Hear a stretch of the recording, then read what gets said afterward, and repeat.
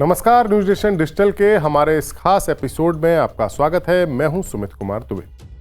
Middle east में Iran के परमाणु हथियार हासिल करने के कार्यक्रम को लेकर चल रहे तनाव के बीच कई साल बाद एक बार फिर से अमेरिका और ईरान के बीच बातचीत हुई है।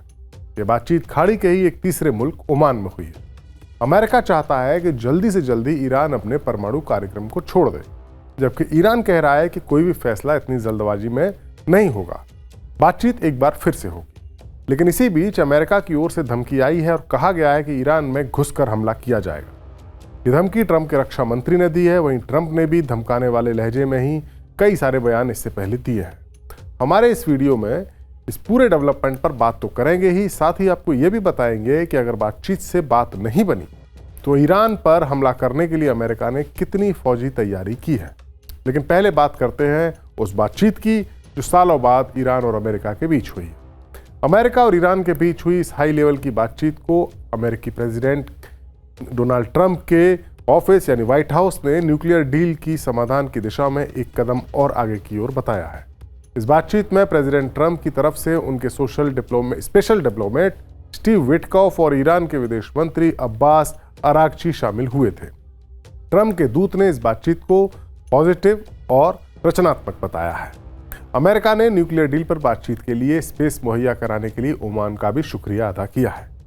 इस बयान में कहा गया है कि चर्चाएं बहुत ही सकारात्मक और रचनात्मक रहीं और अमेरिका ओमान के सुल्तान को इस पहल के समर्थन के लिए गहराई से धन्यवाद भी देता है। विशेष दूत विटकॉफ ने डॉक्टर अरागची को ये बताया कि उनके पास राष्ट्रपति ट्रंप की ओर से डायरेक्शन मिले हैं कि हमारे दोनों देशों के मतभेदों को संवाद और डिप्लोमेसी के जरिए ही हल किया जाए, अगर ये पॉसिबल हो तो।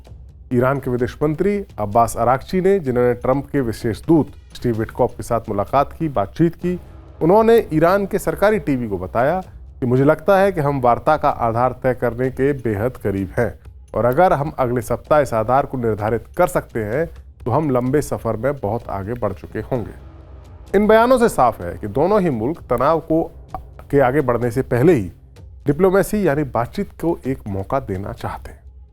लेकिन ट्रंप थोड़े जल्दबाजी में लग रहे हैं और उसकी वजह भी है। दरअसल हाल ही में जो रिपोर्ट्स आई हैं वो इस ओर इशारा करती हैं कि ईरान अब न्यूक्लियर वेपन हासिल करने की दिशा में काफ़ी आगे बढ़ चुका है और उसके काफ़ी करीब है। ईरान के परमाणु प्रोग्राम को लेकर एक नई खुफिया रिपोर्ट आई है जिससे पूरी दुनिया में काफ़ी चौंकाने वाली खलबली मची। इस रिपोर्ट में दावा किया गया है कि ईरान कुछ ही हफ्तों में परमाणु बम तैयार कर सकता है।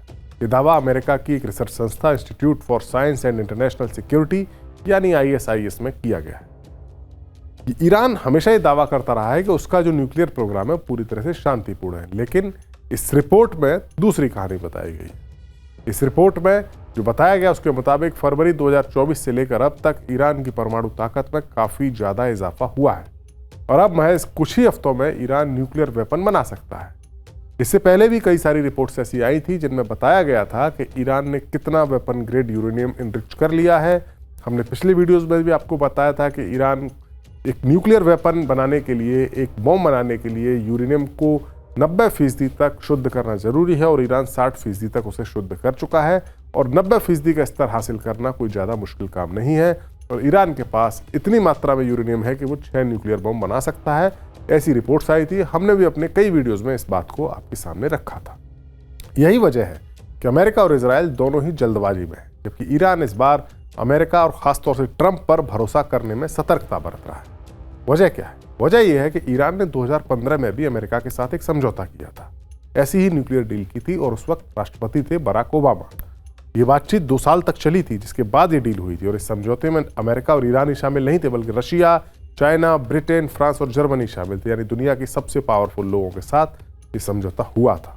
लेकिन जब ट्रंप सत्ता में आए पहली बार, तब उन्होंने अमेरिका को इस डील से अलग कर लिया और ईरान पर और ज्यादा पाबंदियां लगा दी। ईरान जो उस वक्त तक इस समझौते के तहत अपने न्यूक्लियर प्रोग्राम को स्लो कर चुका था, उस पर उसने दोबारा तेजी से काम करना शुरू कर दिया। यही वजह है कि ईरान ट्रंप पर इतनी जल्दी भरोसा नहीं करना चाहता। हमारा वीडियो आपको कैसा लगा? कमेंट सेक्शन में जाइए और अपनी राय हमें जरूर दीजिए। नमस्कार। न्यूज नेशन अब व्हाट्सएप पर खबरों की ताजा अपडेट के लिए न्यूज नेशन के इस QR कोड को स्कैन करें।